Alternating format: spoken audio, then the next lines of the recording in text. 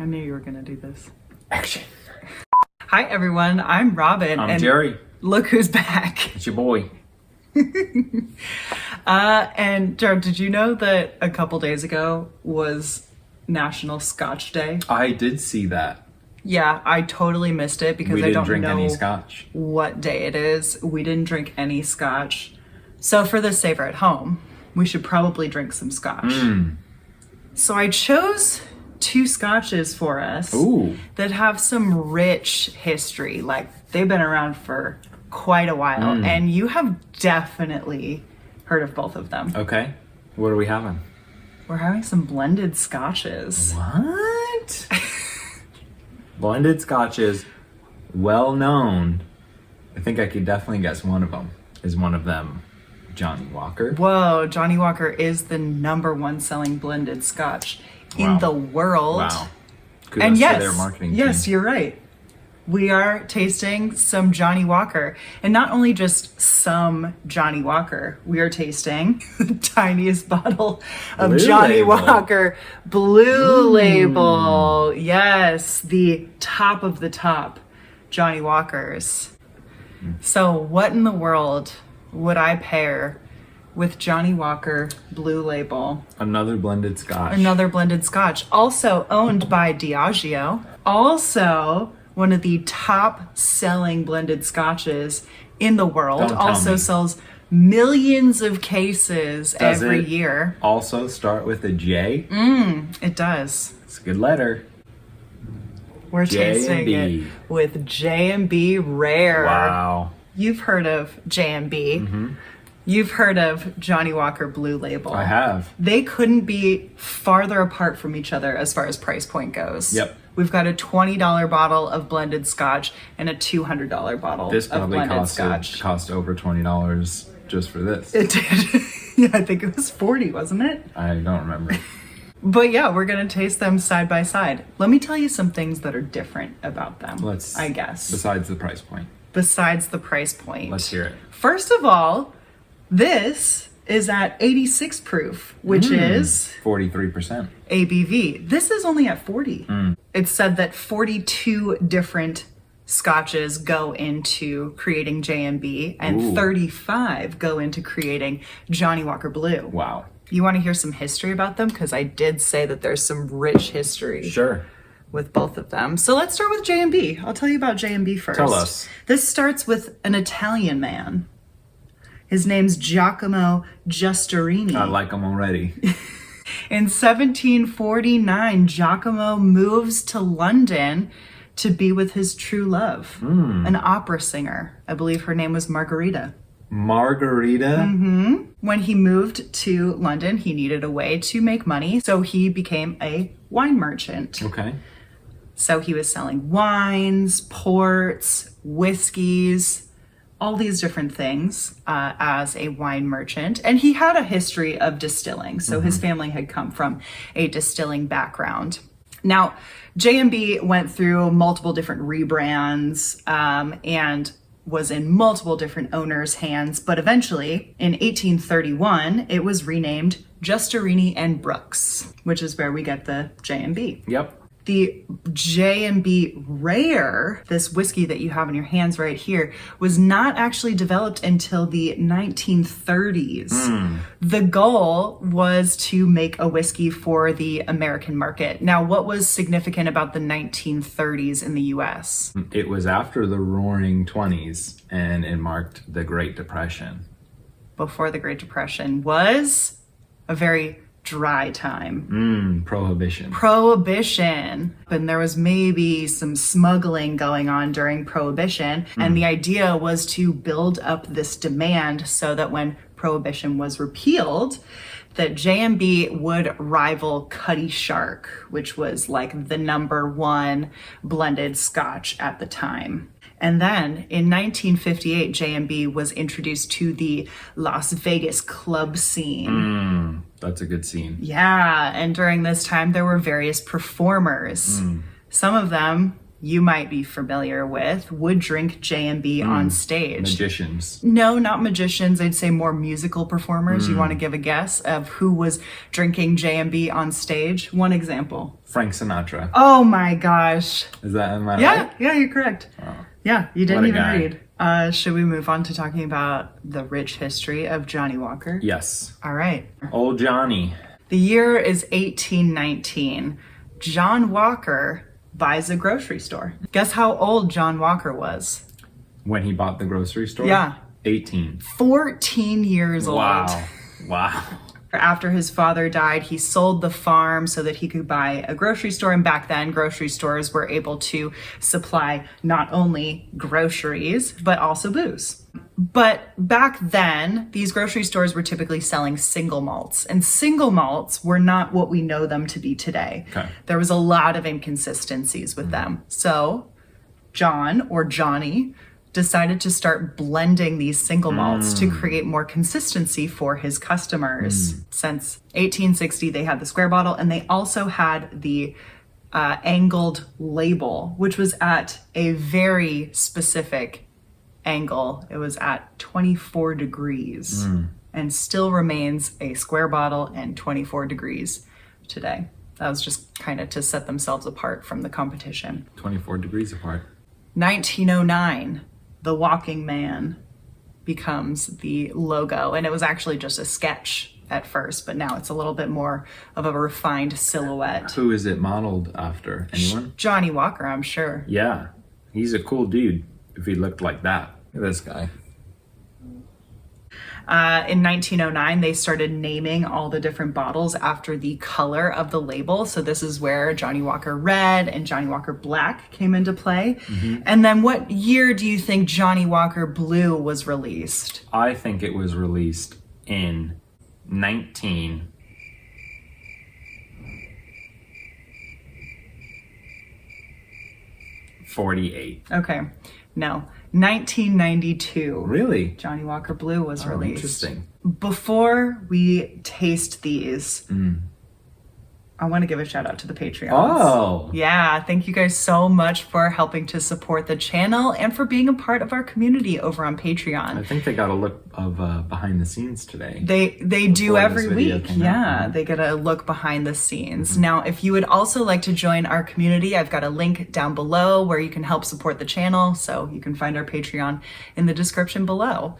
I also want to give another shout out. To me. No, not to you. To our friend Nako, who Yes. actually gave me this bottle of J&B. Now, I have a question. Maybe it's best posed for Nako if he's listening. This looks like an old bottle. It does. It looks like an old bottle, and I thought so too. So I decided to look into it. I normally don't hunt for Dusties. Dusties are mainstream enough now where I think they're really hard to find. But I noticed a few things on this bottle that led me to believe that it is in fact a Dusty. Should we not open it? No, we're gonna open it. Yeah, we're gonna open it. First thing I noticed was on the back, there's no government warning. There's no Surgeon General warning, right? The one that says... So pregnant women can drink this. Yeah. I mean, I guess they can drink whatever they want, but... The label that says that like this can impair you if you're drinking this before driving, and that, you know, the Surgeon General says, hey, pregnant women, you shouldn't drink. Right. That's not on the back of this label. And that became a thing starting in 1989. So this is older than 1980. It is older Wow. than 1989. Nako, good find. Now, another thing that I was kind of looking out for, because again, there's tons and tons of resources online now to try to determine how old your bottle of whiskey is. In the US, they switched over from using the pint, quart, gallon system to using milliliters in like 1980. So this is between, right, 1980 and 1989. But to further refine that, we have a little bit of the tax band left on there. It's not fully on there, but we have a little bit on there. It says Bureau of ATF, Bureau of ATF. which was on the tax bans from 1977 to 1985. And it also says just spirits right there, which used to say distilled spirits, but that changed in 1982, which leads us to believe that this bottle was bottled between 1982 and 1985. It's a Dusty, I think. It's a Dusty. It might be one of the older bottles we own. Shall I open? Yes, I think you should open. Yeah, let's open the Dusty. Whoa. Does it smell dusty? Whoa. Very light. Super light. What color would you call that? I would call this like A light straw. like a diluted lemonade color. Honestly, I'm not mad about the nose. I'm not either. You did just say lemonade, but I am getting some citrus that airs on the side of like fresh spritzed lemon juice, but it also has a little bit of peatiness to it, like very, very subtle smoky peat. It's very light. I definitely get some citrus. I get a little... Some honey and apples. Yeah, honey apples is probably the biggest thing I get. More of a crisp apple, not like a decadent apple dessert. More of a, I just cut into a honey crisp apple. But really nice, light. A little bit of grape juice, like if you were to squeeze some green grapes. Yep. Not like the Welch's grape juice. No. We squeezed some champagne grapes. Ooh, there's some good oiliness in the nose too. Some toffee. It's nice. I'm very surprised by the like really nice, creamy, oily mouthfeel.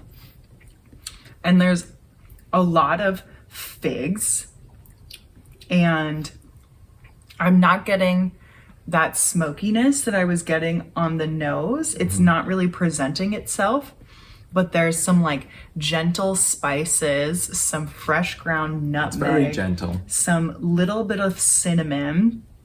I'd say it's more figgy than appley, but there is still that apple thing and a little bit of that citrus It's thing. really nice. I don't have anything bad to say about it. I would say it's, you know, a little hot, but I'm looking for things. I'm pleasantly surprised. And maybe I went in with lower expectations, but this is really good. I really like it. I really like even the finish and the mouthfeel afterwards.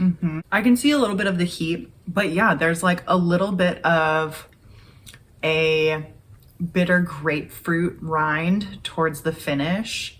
The finish of the J&B is really lingering. It's nice. How surprising is that? I'd be curious, and I think it'd be a good idea. I'd like to know if the audience thinks it'd be a good idea to do a side-by-side of this bottle versus going to buy one in the store today. Let us know in the comments if you want that to happen. Yeah. Now, How will it compare how will it compare to the infamous the mini bottle? blue? Whoa. Here we go. A little darker. Definitely a darker color.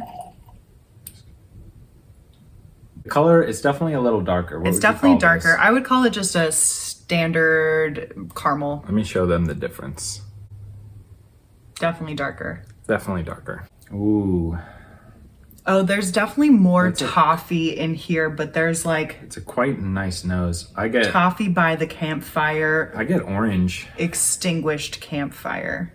I get also some of like more of the Bulvani orange that I normally get. I will say this for me has more of a more depth to it in the nose than maybe the J&B. I'm getting some candied ginger. I get the orange, but it's like candied orange. It's candied orange. It's Yeah, more of a it's not- decadent, whereas that was more of a crisp, citrusy, crisp apple. This is more of your more Decadent, syrupy, or very ripe candied. fruits. Yeah. I like the little toucheroni of smoke. Is there? I'm not getting You're too not much. getting it?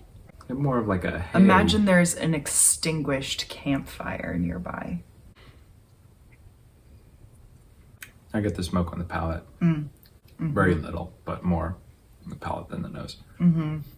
No, I think the peatiness is a little bit like definitely prominent. It's more band-aidy, like there was a band-aid on an orange peel.